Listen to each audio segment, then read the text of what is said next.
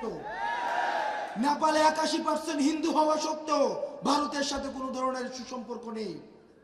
সুতরাং বাংলাদেশের প্রতি ভারত বছরের পর বছর, যুগের পর যুগ যে ধরনের নির্যাতন এবং শোষণ চালিয়ে আসছে, এই শোষণের বিরুদ্ধে আওয়ামী লীগ সবসময় কম্প্রোমাইজের মধ্য দিয়ে ক্ষমতায় থেকেছে।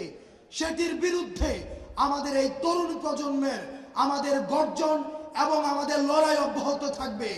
আর কখনোই কোনোদিনও আমাদের জীবন থাকতে সাদিজের রক্ত যতদিন আমাদের মনে আছে, ওয়াসিমের রক্ত আমাদের যতদিন মনে আছে, মুগ্ধ এবং সাইদের রক্ত আমাদের যতদিন মনে আছে, ততদিন পর্যন্ত ভারত এই বাংলাদেশে আর কোনোভাবে আধিপত্য বিস্তার করতে পারবে না। ভারতের সাথে চোখে চোখ রেখে আমাদের কথা হবে, সম্পর্ক হবে ন্যায্যতার ভিত্তিতে। প্রিয় সহযোদ্ধা, 5 আগস্ট ছিল আমাদের প্রাথমিক বিজয়, কিন্তু আমাদের যে সামনের যে রাস্তা, সে সামনের রাস্তা আরো বেশি কণ্টকাকীর্ণ। আমাদের এই কণ্টকাকীর্ণ রাস্তাকে অতিক্রম করার জন্য আমাদেরকে ঐক্যবদ্ধ থাকতে হবে।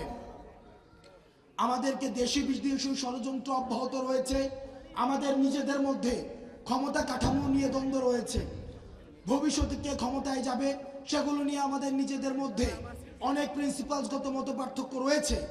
আমরা সবাইকে অনুরোধ জানাবো, আমাদের মত পার্থক্য, আমাদের এটি যেন পরমত সহিষ্ণুতার মধ্যেই থাকে। এই পরমত সহিষ্ণুতা কখনোই যেন আওয়ামী লীগের মতো আগ্রাসী মনোভাবে পরিণত না হয়। আমাদের পরমত সহিষ্ণুতা থাকবে, মত পার্থক্য থাকবে, দ্বিমত প্রকাশ থাকবে, তবে সেটা হবে রাজনৈতিক, সেটা হচ্ছে সৌন্দর্যের কালচারের মধ্য দিয়ে। সেটা যেন আর কখনোই আওয়ামী লীগের মতো দমন পীড়ন, গুম খুন হত্যার রাজনীতির মধ্য দিয়ে আর কখনোই কনভার্ট না হয়।